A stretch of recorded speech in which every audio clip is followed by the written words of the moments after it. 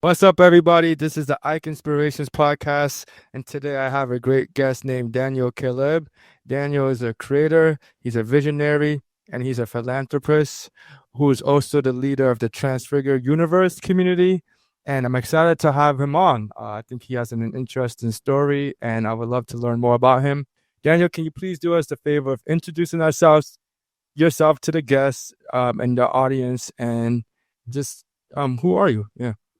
Thanks for having me, Ike. It's a great pleasure to be here. It's always a little bit difficult to share like where I'm coming from and so on and so forth, but I will try to make myself brief. So basically, I was born in Switzerland, and then like early on, I started to play football because I always wanted to become a professional athlete. That happened. My dream became a reality at 16 years old, where I went to Italy to play soccer for the people in the US. And roughly 2 years later, this career stopped because I had a knee injury that was inflicted to me. So I had to pivot in life. I had to reinvent myself, which was a very, very difficult process. And then after that, I pursued other passions of mine, which was fashion. So I also worked as a fashion model for a number of years. And then I transitioned into becoming a fashion designer, founded my own brand.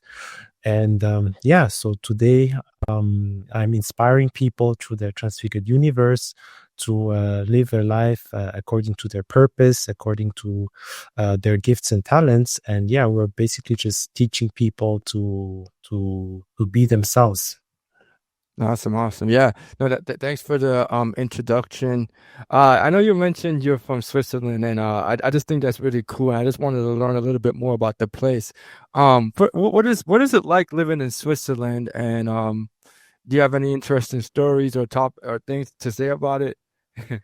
I have many stories. I mean, I was born there Yeah. in Switzerland, so like school and everything.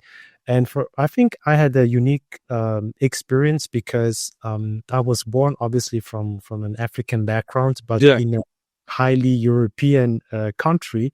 So I was never fully accepted into society because my culture was basically Swiss.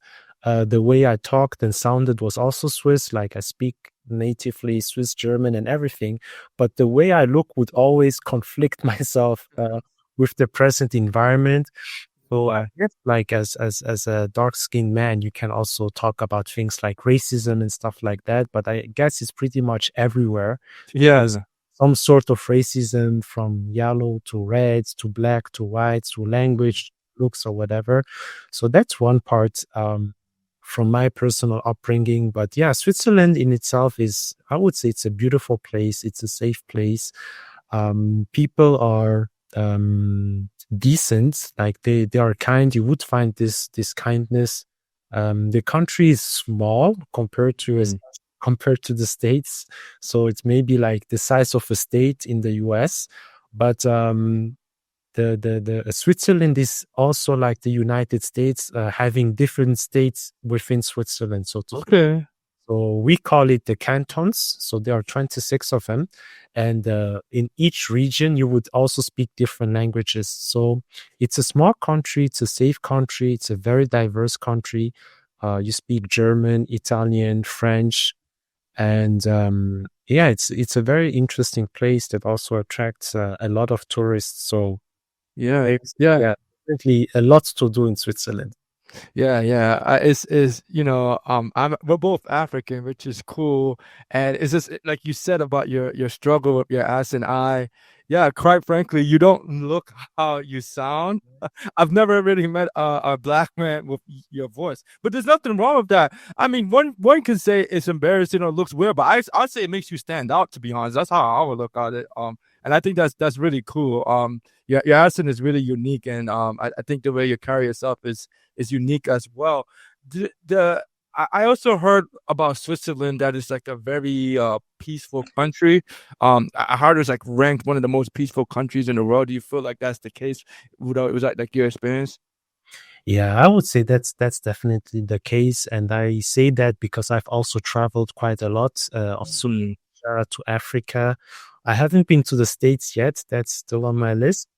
But from the places that I've visited in Asia and Africa, and also other countries in Europe, for example, yeah, as I shared before, I went to Italy, for example, to play professional soccer there. And even within Europe alone, Switzerland stands out in terms of its safety. For example, our Okay. neighbors like France or Germany or Italy, you wouldn't feel as safe as in Switzerland. Mm. Like Switzerland is really a place where a woman can easily go out at 10 p.m. at night, Wow. in the streets, and you there wouldn't be like a feeling of danger or anything like that. And people Wow. just about like that. So I would say that's quite unique.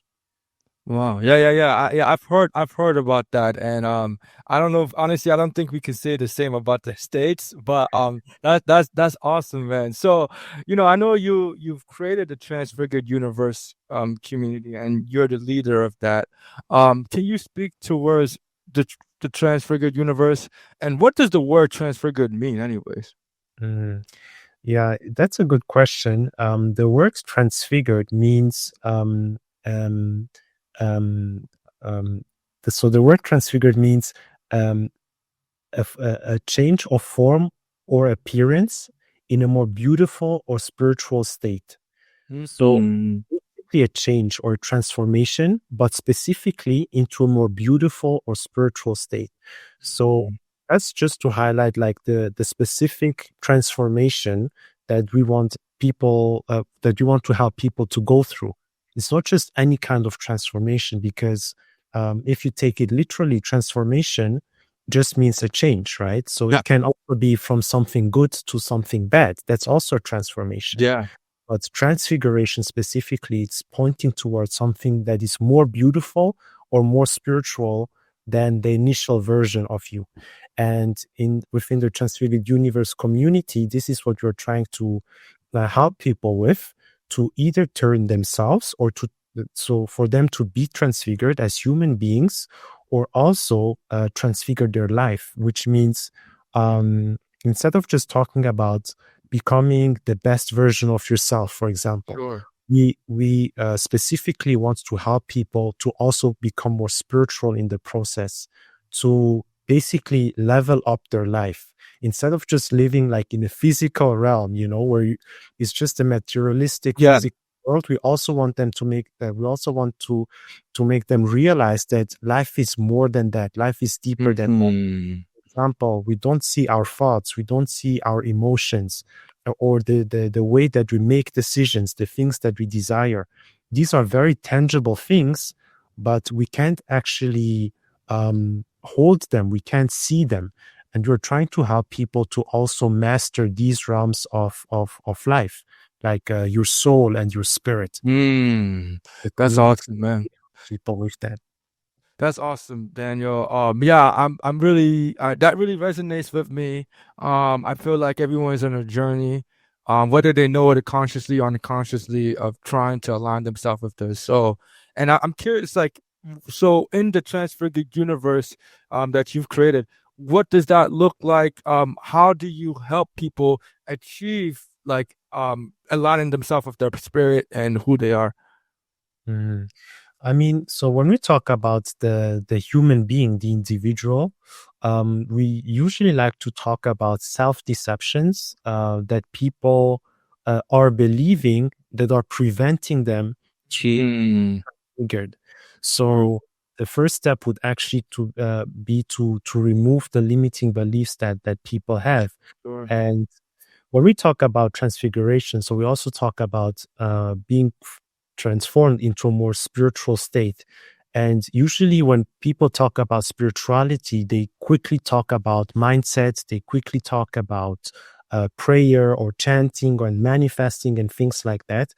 And we have discovered helping people that these are things that might help, might be tools, but this is not ultimately what is going to help you transform, right? Like, for example, also affirmations and things like that. It's like a band aid, right? Because Hmm. we like to give the example of somebody that is, for example, struggling with an addiction. If you're trying to get rid of an addiction, maybe it might be smoking, alcohol, or food, or whatever it is. Usually, people that are trying to get rid of an addiction, they are trying to come up with affirmations, right? They have to tell themselves things Yeah. until they believe it, until something changes. But if you consider somebody that is not an addict, they never did affirmations because they're not an addict. Yeah. So it's like a transformation of your identity, basically. Yeah.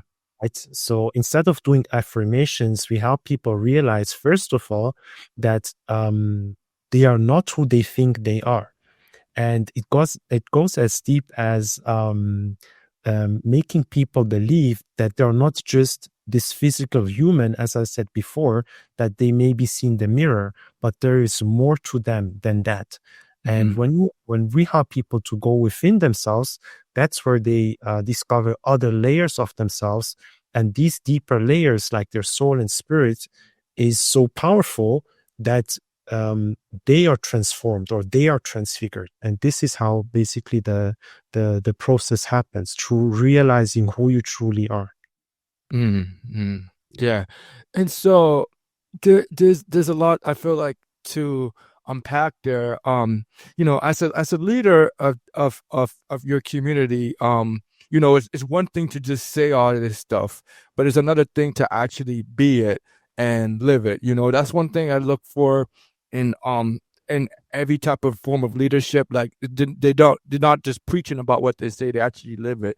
So, how have you transfigured? Can you give personal examples of transfiguration in your life and what that looked like? Yeah, sure. And I really love your perspective on that, because I also fully agree. Like, if you're doing something or leading something or creating something, I also believe that you have to embody what you're actually talking about. Otherwise, it Yeah. doesn't make sense. And we have this policy in the community, like even if our members and clients would like share their stories, we want to make sure that they are actually experiencing what they're talking about, because yeah, this is how you stay authentic. So the same principle applies to me, where whatever I talk about, I make sure that I have an experience to back this up. And for me, when it really started, so I had, let's say, different iterations of transfiguration. One maybe that I haven't shared yet was at roughly 15 years old, because I was in a pretty dark space in my life already at 15. Mhm.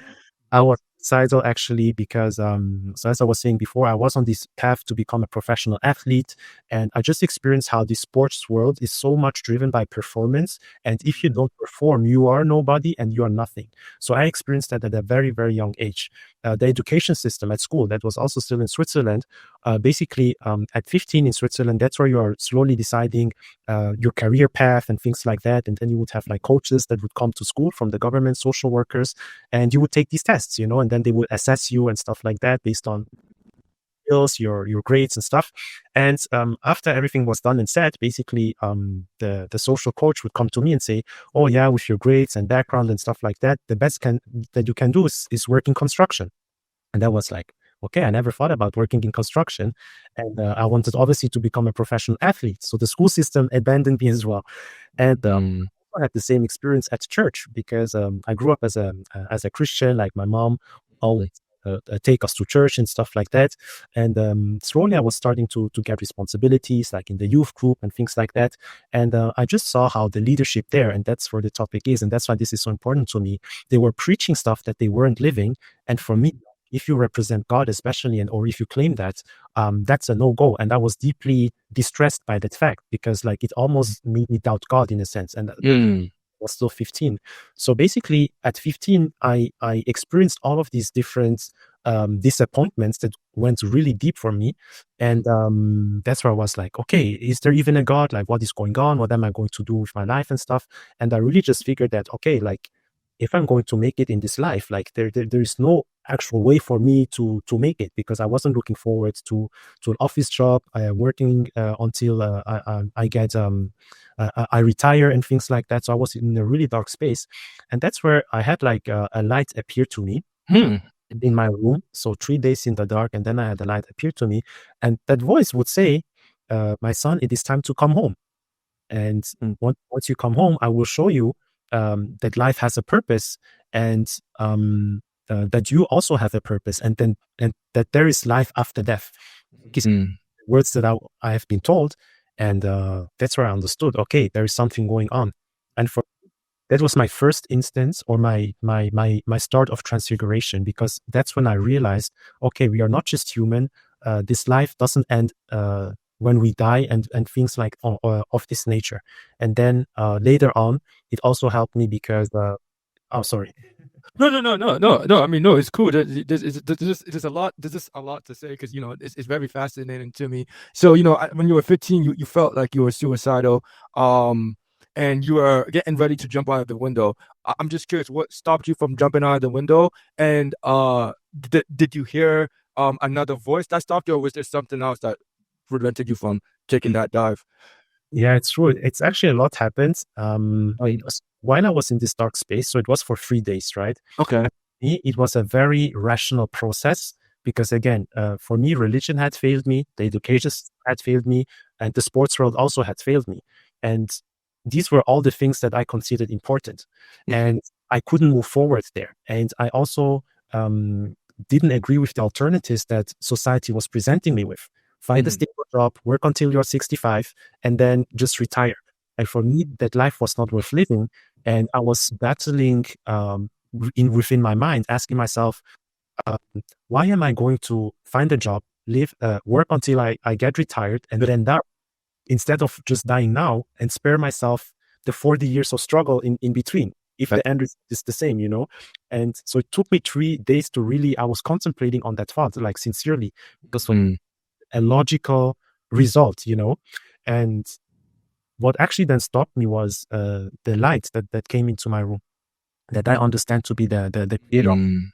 And that's the thing that stopped me. And that light could only stop me because I received a promise, because the light told me that if you come home, I will show you that life has a purpose and that there is life after death, because that was exactly the thing that I was battling with. I was like, we're all going to die anyway, so why should I suffer in the meantime and not just end my life now? So the reason why I shouldn't end my life now is because that light told me, because there is a purpose to life, and also that what we do in this life matters for what comes next. And that voice guided me ever since, and that's where it made sense for me to actually stay. Yeah. Gotcha. So you hear some type of voice, and essentially that voice changed your perspective on life, gave you more hope, gave you faith, and continue living. And then from there, where did the transformation begin to grow? And that voice, would you attribute it to God? What what was that voice for you? Or yeah. Yeah, definitely. I mean, for me, I see God as my heavenly Father, and usually people, some in our society, people get triggered with the gender thing. Yeah, why is God a father and blah? But for me, Father simply means source. So heavenly source, where we are coming from, like where everything originated from. And yeah, this is for me the light that I encountered, and that was guiding me ever since. And so basically, that light initiated this transformation or transfiguration, because I was opened a perspective that went beyond just the physical aspects. And that's where I also started to live differently. And that's where, like, for me, it's so practical, because after that moment, so many things in my life also practically changed. So, for example, up to that point, I was trying to become a professional athlete, but I hadn't made it yet. But Okay. after that experience, with a new perception and with a purpose, within months, it happened. And I signed my first professional contract and relocated to Italy. playing with Mhm. adults in a professional league and everything. And that came as a result of that light. And even though all of these like natural or physical experiences were great, I never forgot that the most important things are actually within. So even Mhm. though I would experience maybe success, other days it was tough or what, but I would also always stay centered and remind myself of that moment of what that light told me. And when I really had a big shift, or let me back off, because so I was saying that a knee injury ended my career. And Mhm. how that came about was when I was in Italy, a colleague of mine, well, I call him colleague, but he actually attacked me in training and hit me in the knee on purpose. And this Mhm. is the injury that also ended my career. And just to explain how this encounter with the light changed me was I didn't feel any grudge towards the person. Uh, Mhm. no anger, no resentment, and nothing.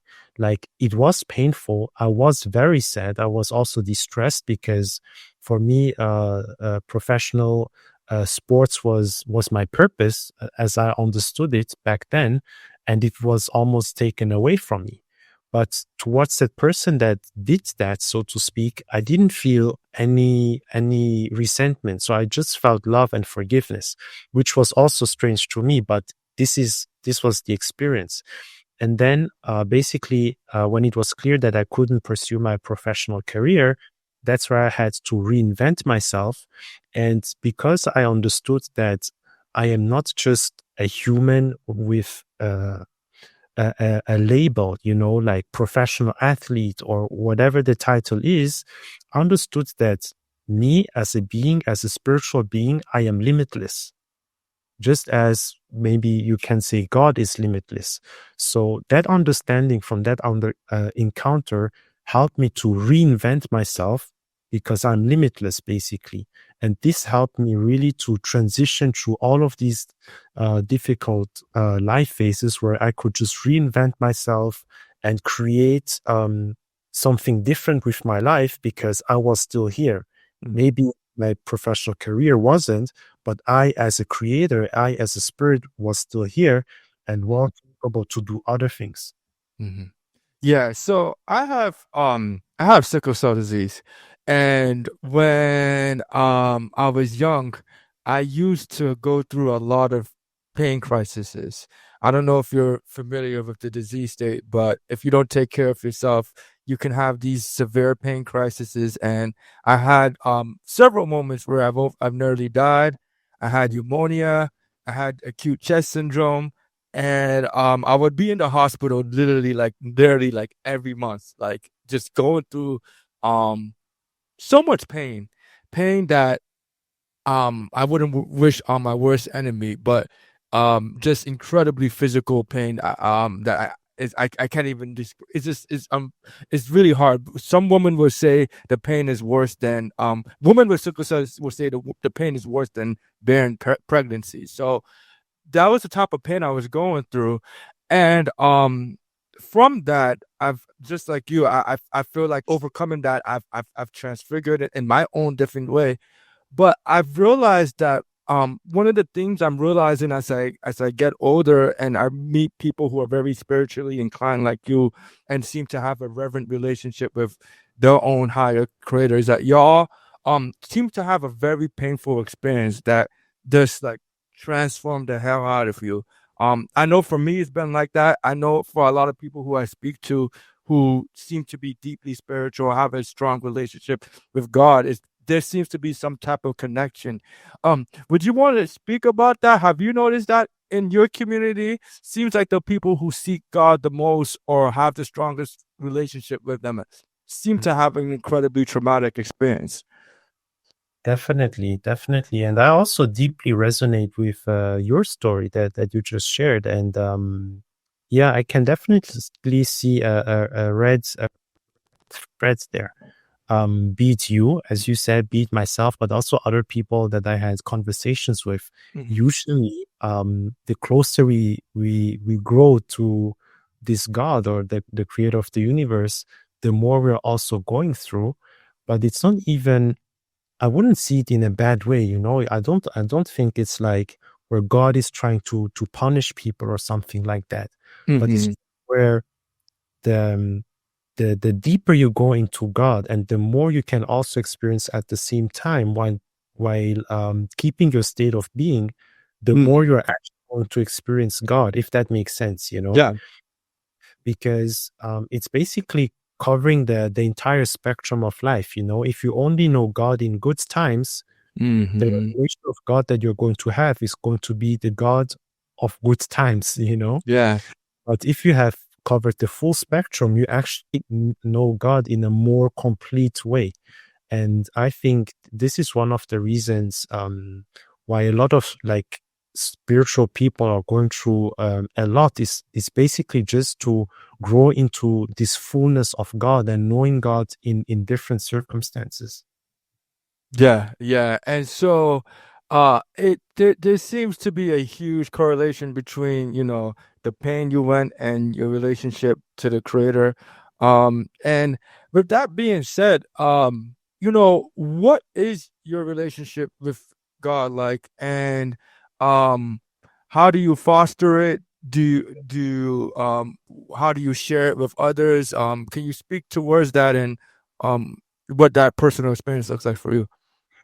Yeah, it's a really steep journey, I would say, because so in the beginning, when this light appeared to me, which again I also identify as God, it was like a father-son relationship, you know, like you're clearly aware of a higher being that is there, you know, the creator Mm. of the universe, and you live in submission to this being, and you're trying to do your best to grow and to live right and everything. And then there was a point where along this journey, it's like um the lines are blurred in a sense where you grow into oneness with God. And this is also something that we talk about in our community, or when we talk about transfiguration. It's like the basic principle there is the more you spend time with somebody, the more you become like somebody, you know. And Mhm. it is this merging that is happening Mm. when you study God, you know, the way how God operates, the way how God feels, the way how God acts, and you really start to identify with this, the more you're also going to grow into this. Mm. And from a personal experience, like there was a time for me where it got to a point where it's almost like you are trusted to make certain decisions because you have let yourself be immersed by God so much that um yeah, it's basically as Christ would say, like the Father and I are one, right? But it's not like it starts like that. It's like you grow into that and you become spiritually mature. It's basically that. And then um so it is like it's not that easy to explain, but basically the way I experience God today would be oneness. Mm. No, yeah, that's one of the hard thing about spiritual discussions. They're not so they tend not to be so tangible and practical, so it can be hard to explain. It's more a feeling, and everything you're saying resonates with me deeply. God has blessed me tremendously, and I like what you said about, I feel like the more you study him, the more you get to know him, the more you become like him. And I'm actually reading this book called Conversations with God that has drastically changed like my perspective on what God is, what is like, what it means for me.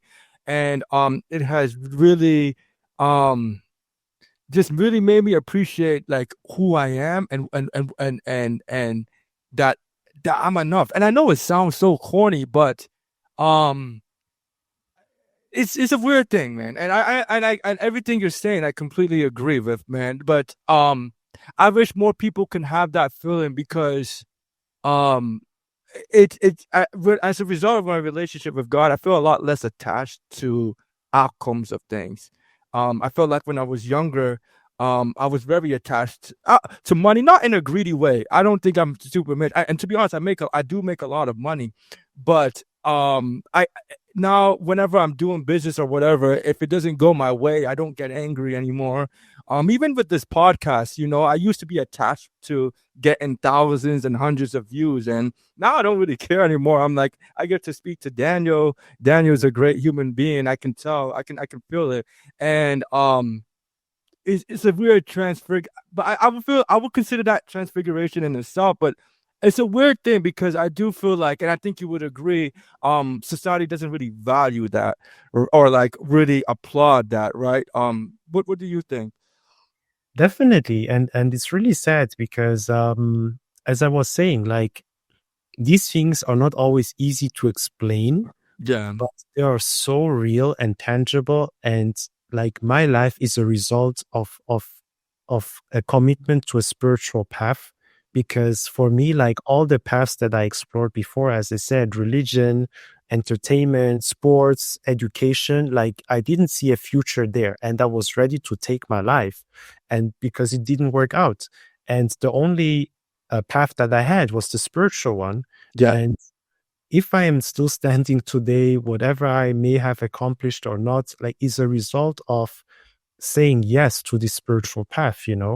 So it's a very, very practical one.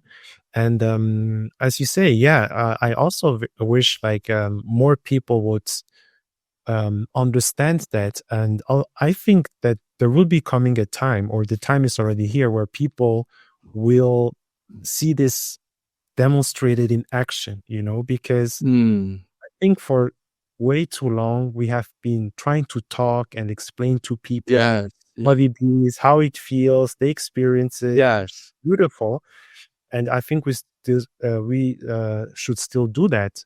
But I think now comes the time where we are going to demonstrate the yes, reality of our experiences, like yeah, maybe everybody in the world, like you said, you are a businessman, is making money in one way, or is making a certain amount of money, or whatever it is.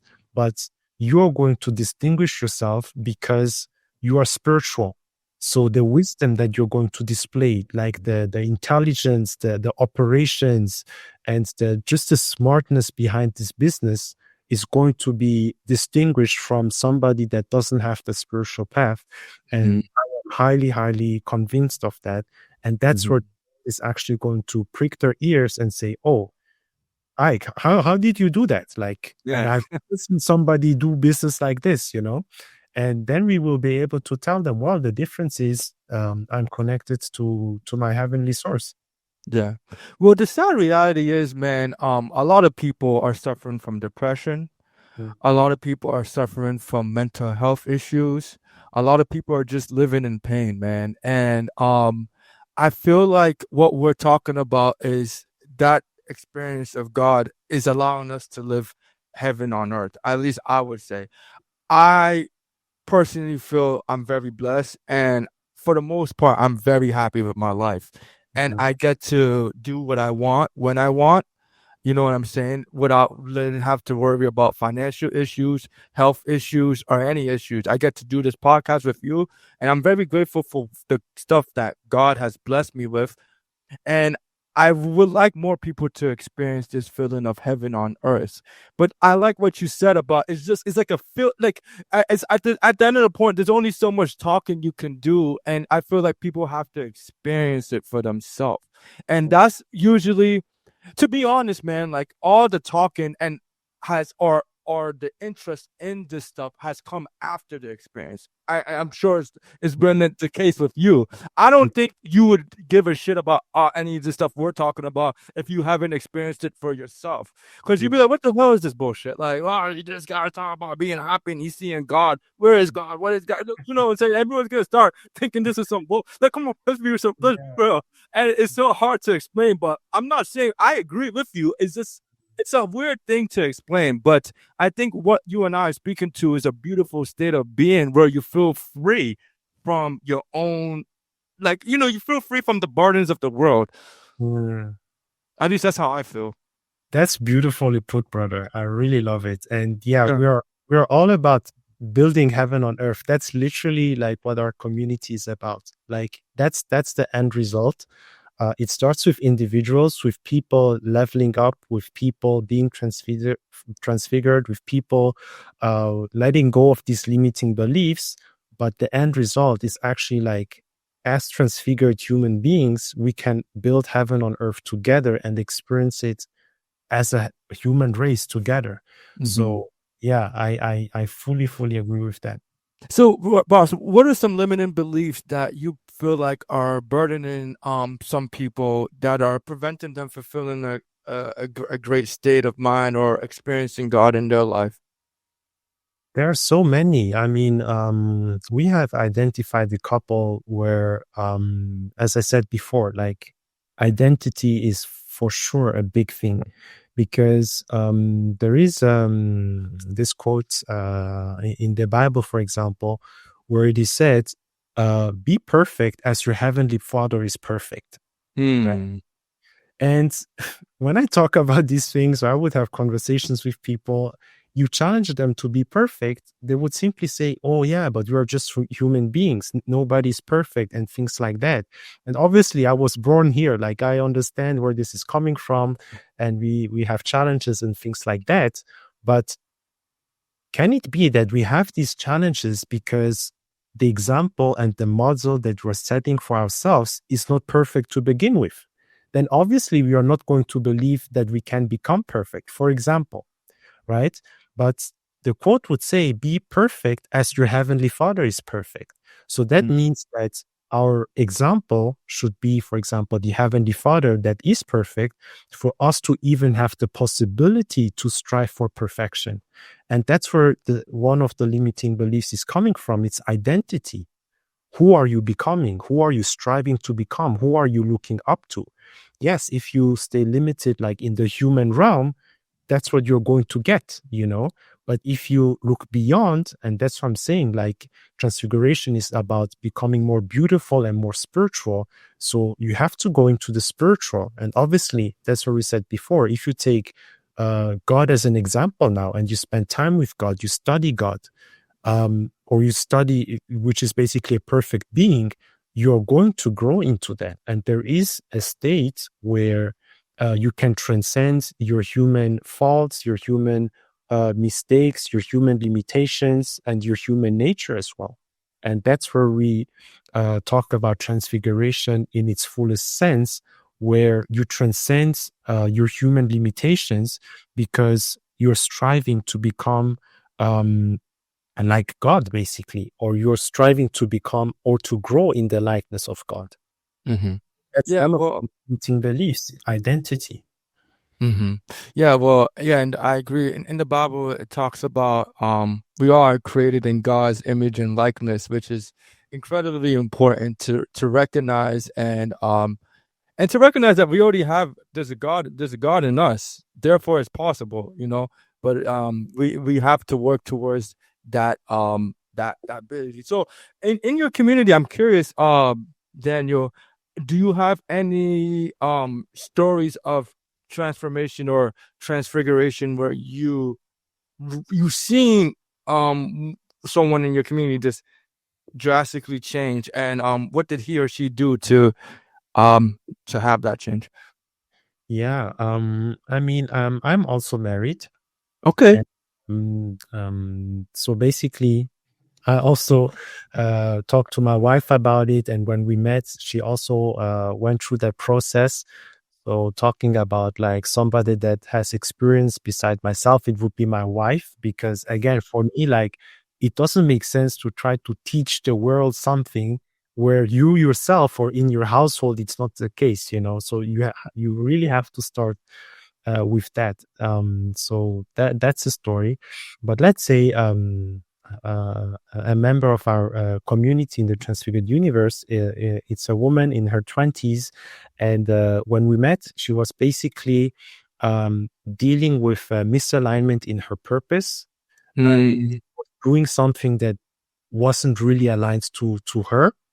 And this caused all kinds of how to say, depression and feelings like that, where she was just like in a very dark place, and she was trying to find remedies, like going to mediums, for example, because at one point she was also experiencing like demonic possessions and demonic attacks and things like that, and it was just like a really really dark place. And when we met, we understood that she's living from a place of misalignment. So basically, what we did was identify who she truly was, who she was meant to be, and what her purpose was. So back in the day, she would basically study law and become a lawyer and things like that, as society would tell everybody to become. But we actually discovered that she was meant to be an artist. She had a gift that was not explored. So doing that changed her state of being in a way where she was much more positive in life. New energy was found, and so on and so forth. Also, some health issue that she has had disappeared on one hand, and then on the other hand, talking about her darkness, depression, and spiritual oppression, etc. That was also coming from the medium, by the way, which we then later found out. We also dealt with that because, again, transfiguration also deals with your spiritual state. So we were able also to deliver her and to free her from this spiritual demonic oppression. Where, yeah, today she's healthy, she's thriving, she sleeps well, she has dreams and visions about her life. And lots of energy, passion for life, motivation. She's like selling her arts for 5 figures and stuff like that. And that was a gift that laid dormant within her, and that she identify as something valuable or anything. She didn't even consider it. That's why she studied law. But once we could explain or discover with her that she's meant to be an artist and give her some tools how to go about things, yeah, she was able to quit her jobs and to start living from her art and sell her art. Oh yeah, no, thanks for sharing that story, man. It's interesting. I feel like I don't know, I feel like with these type of conversations and what we're talking about, like a theme I'm hearing is like a state of being versus a state of doing. And it sounds like, you know, we're aligning ourselves with who we are more than and becoming less attached to what we do. And I personally believe that, in my opinion, anyone who is going through a state of negativity or depression or some type of, poor state, I believe that is because they're not aligning themselves with who they are. I believe in my opinion that anyone who aligns with themselves with who they are will experience God's love and God's thing. And so, in your story, I'm hearing that that woman was able to align herself with who she was, because what the world wanted her to be was a lawyer, but who she truly was is an artist. And that's beautiful, man. And so do you feel, I'm curious, like what do you think about that, like aligning yourself with who you are versus what you do? What do you think? I love what you shared about that, and I fully agree. Because the doing part, again, it is important, but it is superficial, especially if you're doing stuff from a place of misalignment. Because if you're not aligned within yourself, like your soul is someplace and your body is doing something else, also what you're doing is not going to be as effective. You're going to struggle a lot more. Talking about the same woman that we helped, for example, also while she was studying to become a lawyer, like she passed with great grades and all of that, but the level of It took her to get to that point. It costed her health. It costed her mental health, her well-being and everything. So in the world, she was still successful, so to speak. She got her degree and everything, was ready to launch her career as a lawyer, but it took everything from her, you know? And for me, it almost sounds like you sold your soul, you know, Mhm. because you were chasing something, but that something made you lose everything else. So what's the point, really, you know? Yeah. But if you're aligned, even what you're going to do as a result is going to be much more in the flow and smoother. And that's where people will talk about synchronicities, where Mm. maybe you need somebody or you need a partnership, a contact or something. And these people just show up, they line up, and you're going to have better results, maybe with just using 10% of your energy instead of like almost dying and, you know, almost getting there. Mhm. No, that I agree, man, and, I love that, you talking about spiritual alignment with yourself, and I'm in a place where, I heard that you mentioned you're married, which is awesome, man. I hopefully things are going well in your household, and right now, I'm a single man, and there's a lot of people who are single, and, the dating market, it could be considered pretty difficult. I know I do. I'm not really into online dating anymore like I used to be, and there's just a lot of changes out there. And one of the things that I am working on is I'm preparing myself for my future wife because I want to be more spiritually aligned with her when the time comes. Can you speak towards your journey towards becoming married and finding your woman? And what was that process like for you? And how did your relationship with God help you find her? Yeah. Yeah, when we talk about spiritual alignment, for me, it's in all areas of life, really. Like it's not just for my personal individual spiritual growth, but it's also maybe to start a business, to find a wife, to know where to live, where to move, like all these type of things. It really starts from a relationship with God, because that's like the center of things. And then my life gets built around it. And for finding my wife, it was pretty much the same. And I would say for me, I felt the journey to be smooth. Like now I say that when I look back, but maybe while I Mhm. was there, you know, sometimes you feel like, oh, I have to wait long and stuff like that. Yeah. But I was never in doubt, you know, Mhm. because um what made the journey simple was having clarity of who I was myself, who I was supposed to be, what I was called to do. And that really formed an anchor for myself and for my life. And I knew Mhm. that whoever was going to be my wife um, was going to enhance what I'm supposed to do.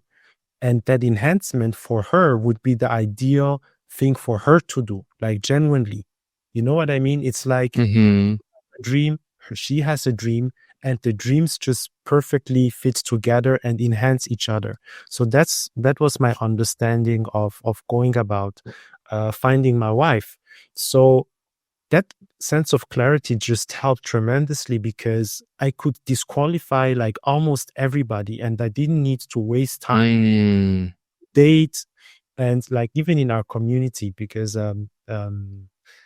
there is one thing that we also help people with their relationship and stuff like that, because we help them to create a heavenly life, not just grow Mhm. themselves, create like a heavenly life. And when it comes to relationship, we always tell them, don't date. It's as you would say, it's too complicated, especially in today's world with online dating and stuff like that. People wasting your time, wasting your money, like Mhm. barely know you. They have all these expectations, especially for us guys. Like I'm also a gentleman and I love it. But if you really think about it, like you're going to a date with somebody and then they expect you to pay everything, to do everything, and they just show up, you know? Like, Mhm. okay, maybe this is the way to do things, but if you are having this experience for 10 times in a row, at some point you're going to make your calculations like, is this time well spent, you know. But yeah, if you have this sense of clarity, you know what you're looking for, and you can disqualify everybody else. And then how it would usually happen, as you said before, like when you're aligned with yourself, you're going to almost attract like the right person. Mm. And when you're going to attract that right person, you're going to know. And then it's not always that you're just going to attract that one person, that perfect partner to you, but it's like you are still prospecting. It's like Mhm. I have a job vacancy, like I need a wife. This is who I am. This is what I'm called to do. And I would need ideally somebody like that so that our life together can work beautifully. And on that premise, yeah, you have interviews, but it wouldn't be like in a classical dating way. And for me, it was in a sense where you are friends first, you know, but with no Mhm. direct intentions. Like you're not like meeting a girl and then, hey, let's be friends. And then you just talk until you realize, okay, it's a fit. It would just be like, for example, I met her at church and we would have different events or different things where we would see each other, we could talk, and you could just see how your potential wife is handling herself and things. Mm. By the time I knew, okay, that's it, you can basically just approach the person and yeah, and state your intentions. And Yeah. I'm telling you, brother, like it took us like within the same year we were married. Yeah, I took my time to observe. I knew exactly what I was looking for, stuff like that. And when she was there, like I didn't have anything more to think about, you know, and it's just super fast like that. That's beautiful, man. I love everything you were saying. It is very interesting. How I heard you talk about your process of prospecting and essentially disqualifying people. Um, I'm not gonna lie, man. I'm in a weird state where I'm doing a lot of disqualifying in a Mm, good way, and it's like, man, it's like I don't know. So basically, man, when I was younger, I was a lot more lustful and I was seeking more women. It's a weird thing, and I wasn't having as much success. Now I'm not as lustful, and I feel like women are seeking me. And I'm now disqualifying a lot of people, and it's like a weird thing because I feel like a lot of men would want that, you know. And it's like a weird thing. My younger self would have wanted the. I'm like, oh my gosh, she's so pretty, but now like I'm feeling their spirit and I'm feeling who they are, and I'm like, and I'm not saying they're a bad person, they're just not good for me. And I find myself continuously disqualified. I'm like, am I just a picky dude? Am I always gonna be disqualifying people? Like, what's going on? You know, what do you think, man? Like, because I feel like what you said to the point of alignment. You know what I'm saying? I've been in a previous relationship, and and to keep it simple, like the reason we broke up was because we just weren't in alignment with each other, and I've realized how that misalignment can cause a lot of dread. It can cause a lot of confusion. It can cause a lot of insecurities. And so for me, I think after that relationship, I'm like, I don't want that experience again. And I want to be the next person I want to be with. I want us to be so aligned that, I get to live a life of peace and growth where we grow together, mm. you know? I get you, bro, 100%. Yeah. And like, yeah, if you are spending most of your time disqualifying people, you know that you're doing the right thing. You're on the right path. No, because it's definitely like that. It's like when you are younger and you like this thing of the opposite sex is new, you know, it's still exciting and stuff. Yeah.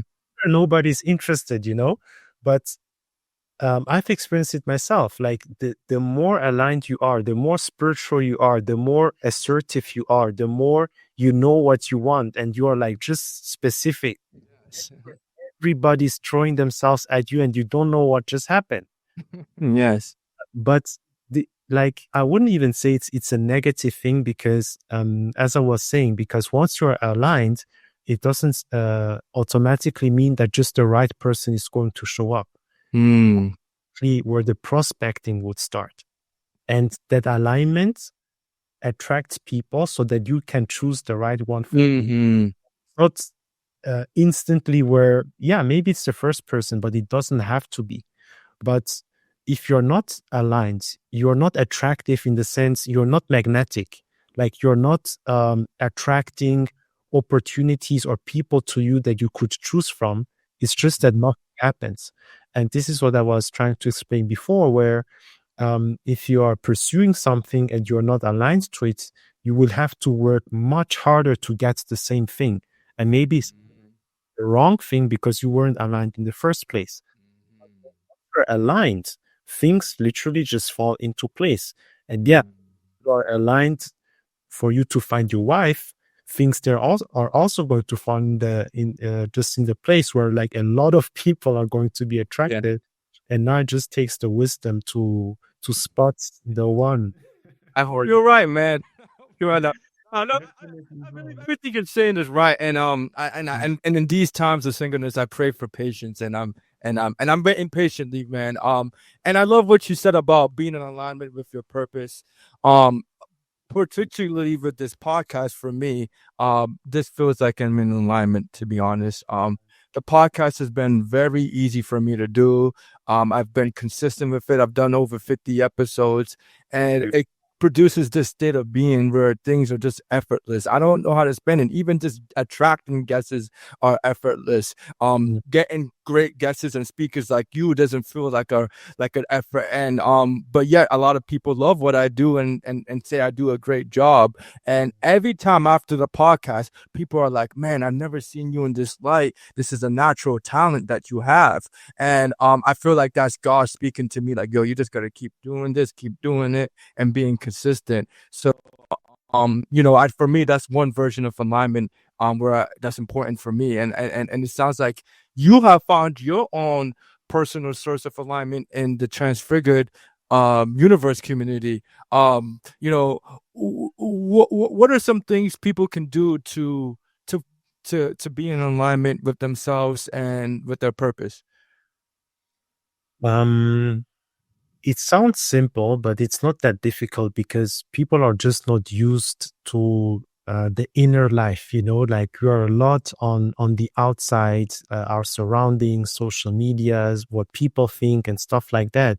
But if you really think about it, like being aligned to yourself is really simple because it's already within you, right? We're born as ourselves. And that's why finding ourselves, for at least for us in the transfigured universe, it doesn't make sense because you don't have to find anybody. You already are who you are. So you just have to peel back the layers and rediscover who you are, which is already inside of you. So it's simply like basically silencing the voices around you and just like going within. And especially for I can say for pretty much all of us, we had dreams of who we are and what we were doing in life since childhood. And if we all believe that we are coming from heaven, the purest form of us coming out of heaven is when we are a child, when we are babies, when we are children. Like it's just a few months or a few years away from heaven, basically, before dropping on earth. Yeah. Where our spirits are so vivid. And that's where you would see the kids' creativity is just through the roof. They dream, they believe everything is possible. So for most of us, it's just about trying to remember, what did I always want to be? Did I always dream about? You may have older siblings that you can ask, hey, what did I always talk about when I was a child? Or you can ask your parents. And but basically by just going within yourself and asking yourself these questions, like, who am I? What am I supposed to do? What are my gifts and talents? Before long, you will have pictures coming to your mind. You will remember stuff and they will be brought back to your memory. And that's where you just have to take them seriously. And that's like another struggle that we also experience that we're helping people with which is they are receiving information. You have good ideas. You have an intuition that is driving you in a direction, but we simply don't pay attention anymore. Like people, they talk bad about daydreaming. Mm. The daydream is a message. Hmm. You're seeing yourself as somebody, you're seeing yourself doing something. So that's where you have to write it down, sit down with it and ask, okay, what does it actually mean for me? Is there something behind it? And this curiosity, coupled with introspection and questioning what you're receiving, you will definitely find out what you're meant to do. And yeah, then it's just a matter of this deciding to stick to that no matter what. Yeah, no, lately the topic of dreams has been coming up a lot in my podcast, and I'm glad you mentioned that because I think in the world everyone will agree follow your dreams is like that's just like a common thing. Follow your dreams, follow your purpose, like. But then when we actually have dreams, like no one really wants to actually talk about it or just say you're crazy. And like it's mind blowing to me. But I'm like, those are your dreams. But you go on like movies and whatnot. It's like the most popular thing. And I agree with it. Follow your dreams. But then like I don't know. For me, I'm passionate about it because you can't actually have conversations about your dreams because it's kind. I mean, obviously, maybe with people like you or in general, but for the most part, you can't just go like, "Hey, what did you dream about today?" and not have a weird thing. And to me, it's like a weird like thing that doesn't make sense to me. We applaud following your dreams, but once it's actually time to talk about dreams or where the dreams come from, it's not really a socially acceptable thing, and it's kind of weird to me because those are the dreams that I feel like a lot of people don't follow their dreams because they don't even know what their dreams are. You know what I'm saying? And that's something that I'm constantly battling with and working on. I want to discover myself more so I can be more in tune with what my dreams are. And I feel like people aren't given that opportunity. And it seems like your community helps with that. And in general, right? Bro, this is amazing because yeah, it's literally like that. People talk about follow your dreams, and then when you actually talk about the dreams that you have, nobody wants to listen. It's weird. And my friends, especially in families, like man, like even like we were talking about becoming a professional athlete, for example. I received these things in dreams. Yeah. I was simply, according to even family at the time, stupid enough to believe them. But the reality is they happened. Like yeah, became reality, And it's true that like when you were try to talk to people about it, they wouldn't listen. But it is there, as you said, in movies and everything. And yeah, that's the reason why in our community we help people with that. Like I think almost in every discussion we have, because we have like weekly discussions and things, like we always start the discussion with what dreams did you guys have? Like literally unity, like that's just the culture we have, because we want to create this sensitivity for dreams in our community. And I'm telling you, like sometimes we even like prepare a subject to discuss on a call, but we don't have time because everybody's dreaming, and that dream leads to another dream. And we see that like people are interconnected in their dreams, like it fits together, as a community. And like it's just mind blowing. And the beautiful part about it is also like some of the people that joined the community beforehand, they had insomnia, they had sleep problems, or they would tell us that they wouldn't dream for years. Like they wouldn't remember when was the last time they dreamed. And once we joined the community and we started talking about it and everything, like instantly the same night, the same day, they would start dreaming again. And these dreams would exactly be messages and answers they have been looking for, be it like big decisions in life, be it which job to take because they have two offers. And yeah, just like I'm telling you, dreams is it's the biggest hack. It's the biggest hack in life, because we always see in our community, people or doctors in our society, they recommend that we sleep 8 hours a day, right? Or 8 hours a night. And in our community, we would say, well, 8 hours a night is basically 1/3 of your day, right? Because 24 hours. And if every day you're going to sleep 8 hours, that's basically 1/3 of your life at the end of the day, right? 1/3 of your life where it's just dark, like literally you don't see anything, you don't hear anything, and it's just like such a rich untapped area, that people haven't explored, where you're just lying there not doing anything. And then Mhm. we say the community, imagine now if you can utilize this time because you learn how to dream, or you align yourself in a way how you unlock this reality to you again, and for others, like they even managed to be conscious in their dream. And Mm. it's like you're gaining so much time back as well, because you're not Mhm. there in dark, but you're actually like looking for answers and stuff like that by being, well, people call it lucid dreaming, by being conscious in your dreams. And Mhm. it's like every time you go to bed, it's like almost a lost opportunity. It's almost like a lost day, because people work 8 hours a day. So you also sleep 8 hours a day. So you're losing a work day basically. But if people would take these dreams seriously, you would receive more dreams more intensely, and you just gain time back. You Mm. gain time. You sleep with a problem, you wake up with a solution. And if you train it, like it just happens like that. Yeah, well, in the Bible, God spoke to a lot of people in dreams. My favorite character is Joseph, and God spoke to him a lot in dreams, and he does it commonly, but it's up to us to want to listen. I personally believe that God is always speaking to us, but we fail to listen. And it's something I'm working on more. I want to be more intentional about that, and I'm glad we're on the topic of it because I think that's part of being able to live like that heaven on earth, you know. For me, I really get happy doing this podcast. Every time I do the podcast, I feel rejuvenated. And just like you mentioned daydreams, I dreamed about this so many times about having this podcast. Now, has Mm, the dreams manifested in a way that I've yet? No, I'm gonna be honest. I've dreamed of like my favorite rap dream of speaking to my favorite rappers like Kendrick, Jay-Z, and just a lot more people who inspire me. I have a list of over like 250 people that are on my bucket list to dream. But mm, I'm in the process of creating my dream.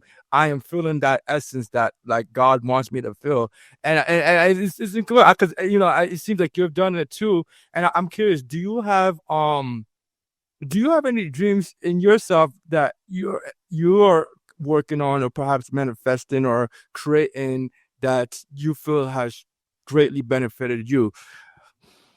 what I have already manifested, or that Or like, or you're in the process, or either or you've already manifested, or you may have be in the process of working towards, or or yeah, either or, yeah.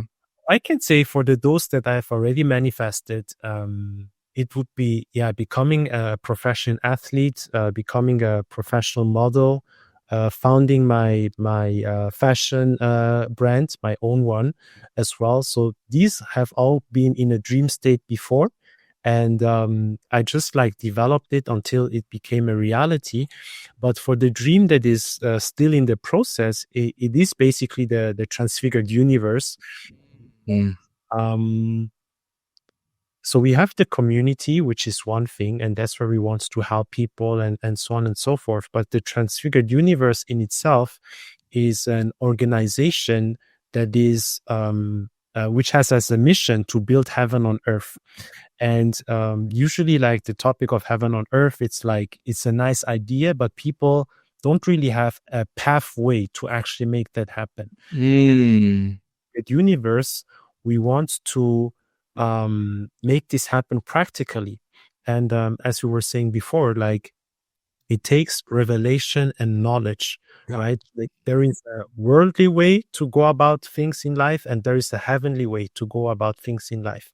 There is a heavenly life, there is a worldly life. So basically, heaven is a sense of strategy, is a sense of wisdom, is a sense of knowledge. It's like the source of inspiration and wisdom that you draw from is different, right? So that's why heaven is also different. So basically, with the transfigured universe, we want to empower individuals, businesses, industries, and also governments, and equip them with heavenly blueprints so that they can do whatever they are doing in a heavenly way, which would then result in heaven on earth. So it's like basically a big not just consulting organization, but in essence, this is what it is, because we are providing the heavenly blueprint so that people can actually go out there and build heaven on earth, be it heavenly lives, heavenly businesses, heavenly industries like economy, etc., or heavenly governments. And that's still in the process for us. So yeah, you guys see the world is still crazy. So we haven't reached everybody yet, but that's what we are in the process of building and creating. No, I love your mission. I think is incredibly valuable and incredibly needed because, a lot of people, some people believe in heaven, some people don't. And that's a whole nother topic in itself. But I feel like a lot of people don't think about even living heaven on earth. Like that's not really a concept that that a lot of people are aware of or even consider. And so I'm glad that you're raising awareness on that because I do believe it's possible. But honestly, it's something that I'm just learning after reading the book Conversations with God and speaking to more God-like people like you who are full with the Spirit. And so this what are some practical things that your community is doing to create that experience for people? Yeah, so basically, there is the aspect of the individual where you're growing as a human being. As we said, like you are being transfigured, and that can range in so many different ways. Like the end goal is to grow into oneness with God. Like the goal, the destination is the same for everybody, but the paths are not always the same in the sense where along that way, some people they will lose their addiction. Some people will be healed of a sickness. Other people, yeah, as I said, with that particular woman, she experienced a spiritual deliverance, or maybe it's an alignment in your purpose. For other people, business people that are doing something to which they are not aligned to. So there are so many different practical benefits or results that are coming out for this from this. But in essence, as I was saying before, it's literally having the right kind of wisdom, I would say. And Mm, I remember you mentioned the Bible a couple of times, and we talked about dreams. Another great dreamer is the King Solomon, for example, mm, right? So because what changed his life? It was also one dream. Only mm, we only see him, or we only have one record of him having a dream. In that dream, he asked God for wisdom, and mm. next thing we know it, his kingdom was the greatest that ever was, and he also was the richest man that ever lived, and so on and so forth. Yeah. In his time, there were also other kings running their kingdoms, but what made Solomon's kingdom differently? Because his source of inspiration came from a heavenly source. So, Mm, with heavenly wisdom or heavenly strategies, heavenly blueprints to build a heavenly kingdom on earth, so to speak. And now for the people that we help in our community, it's the same in the sense where for themselves or for all their areas in life, we also strive to give them the heavenly perspective of it, the heavenly strategies to build a heavenly marriage or a heavenly business or heavenly health and so on and so forth. Yeah, I know, but the Solomon thing, that's a cool story because I'm not gonna lie, I didn't know it was in a dream, but I do remember reading that verse and he pretty much asked for, he had the opportunity to ask for money or lavish stuff and he chose wisdom. And I do remember God's reply was because you chose wisdom, I'm gonna give you everything you want and more. And so with that being said, I think it's wise to ask for wisdom. And my next question for you is what is your favorite source of wisdom? Where do you go to get wisdom? Um, and where do you think people can go to become wiser and just learn more about themselves and the world? Yeah, that's a great question and also a difficult one to answer. So basically, since we are here to build heaven on earth, like for us or for me personally, the source of wisdom has to be heavenly, and the ultimate source of wisdom obviously is God Himself, right? Hmm. That doesn't mean that that you're only going to find it um, with God, the wisdom of God, because Hmm. God has also other beings, or like there are also like other godly people, for example, that God has given stuff like gifts and talents and knowledge and things like that. So also there, like before even um, going around trying to look for all kinds of wisdoms, because there are multiple wisdoms out there, anyways, also there the alignment is so important.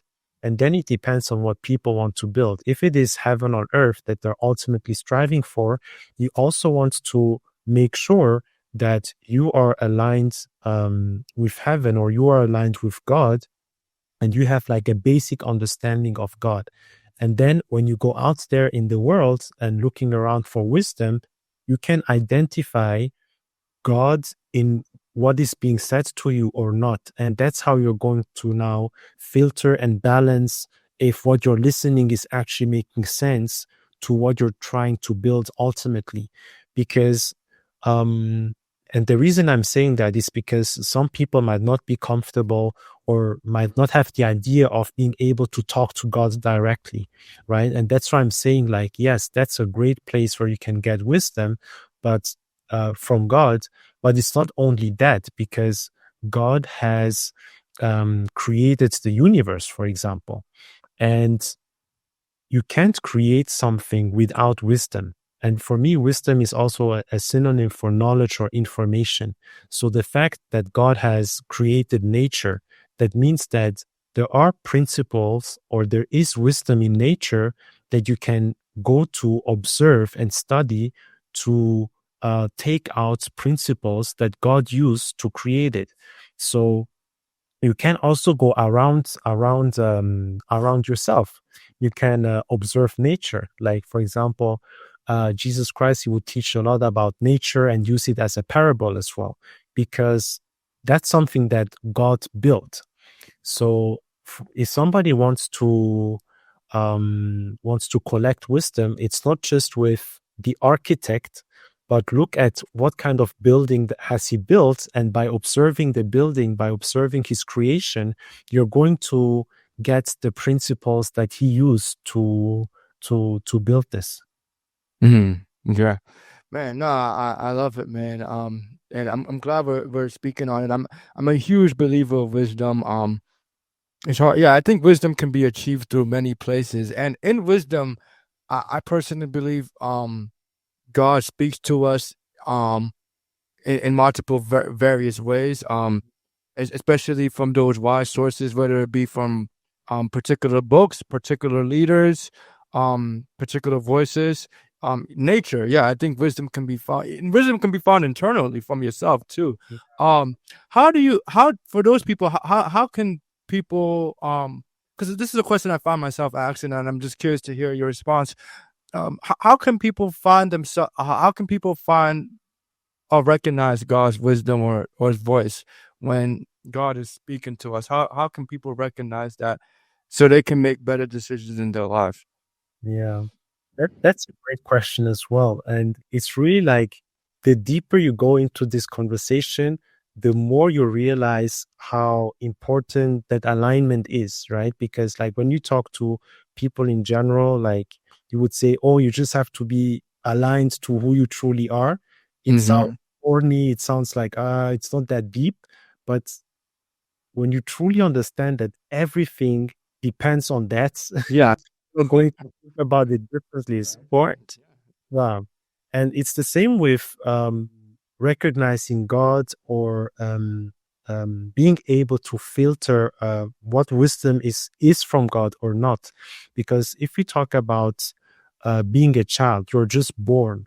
Um, it's not necessarily you understanding your parents that is going to make you recognize your parents, if that makes sense, because we don't have the mental or psychological faculties yet, right? Mm-hmm. But just the proximity of us with our parents, them holding us, hearing their voices, feeling their temperature, feeling their energy, their emotions, we get accustomed to that. And if people are growing in the spirit, or like the Bible will talk about being born from above, like when you're like a newborn, it's the same process. It might be difficult to instantly understand God when He's talking to you. Just as a baby is not instantly going to understand when a parent is talking to the baby. But by spending time with the parents, by being in the presence of the parents, you're going to develop these sensations and how God feels like literally how God. Mm-hmm. And that's where you're going to develop the sensitivity to distinguish and discern the voice of God, the leading of the Spirit, and all these kind of things. So in the beginning, it's really just like it would almost feel like meditation, where you take Mm-hmm. time.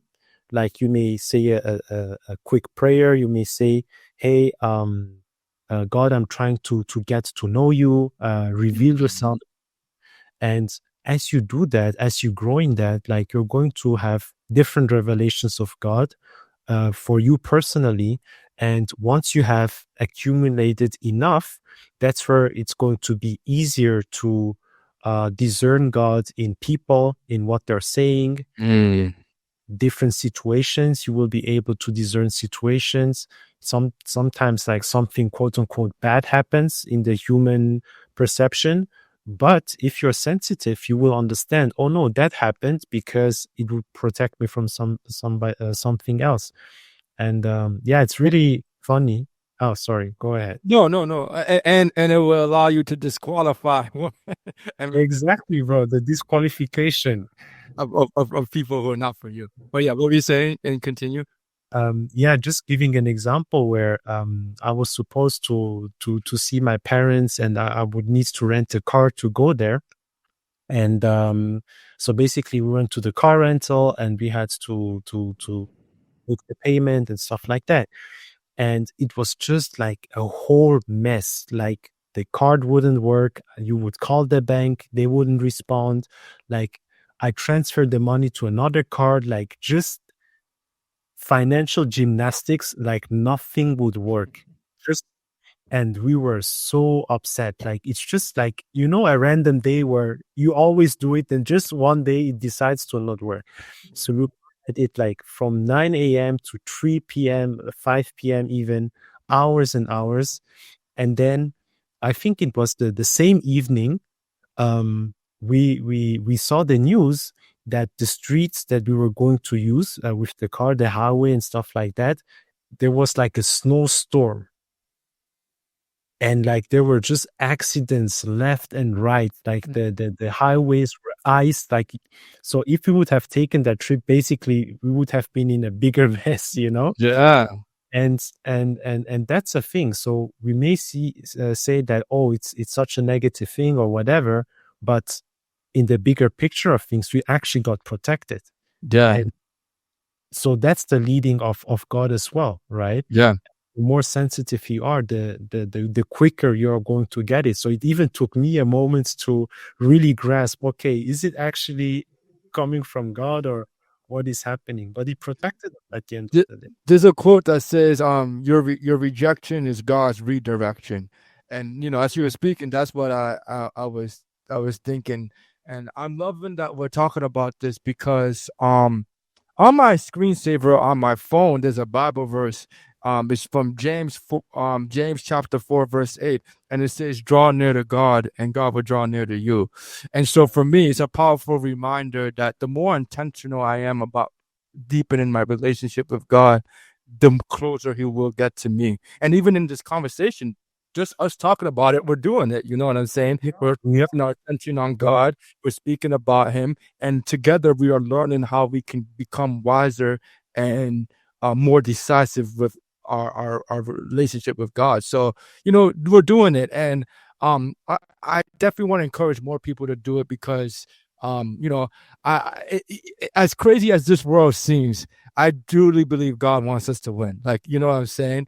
And it's up to us to really have that partnership with him to recognize that. Definitely, 100%. Yeah. Yeah. Well, hey, look, man, it's been awesome speaking to you, Daniel. I feel very connected to you, um, on in a way I don't feel with most guests, and I'm glad that we've connected. For anyone who may be interested in speaking to you, connecting with you, or learning more about you, how can people do that? Yeah, I would say for now it would simply be on Instagram. Yeah, people can just send me a DM. It's at Daniel Timothy Caleb. And yeah, and if people are interested, like to really go deeper into this, or like where I'm the most active, it would be in our community. And yeah, so if people reach out, like I'm happy to send them all the details, and yeah, for them to join and connect. All right, y'all. Well, it was a pleasure speaking with you. If for some reason you're listening to this podcast and it highly resonates with you and you feel like you need some change in your life and you would like to experience heaven on earth, please reach out to Daniel and his Transfigured Universe community. And hopefully, by God's grace, he can help you. Anyways, y'all, so thank you so much for all that thank you all for listening, and thank you, Daniel, for um, being a part of this conversation. Thanks for having me, Ike. It was a great pleasure. If you enjoyed this conversation, feel free to write me a review on Apple or Spotify and subscribe for more content. I'm on a mission to inspire as many people as I can, and your reviews will help me reach a wider audience. Thank you.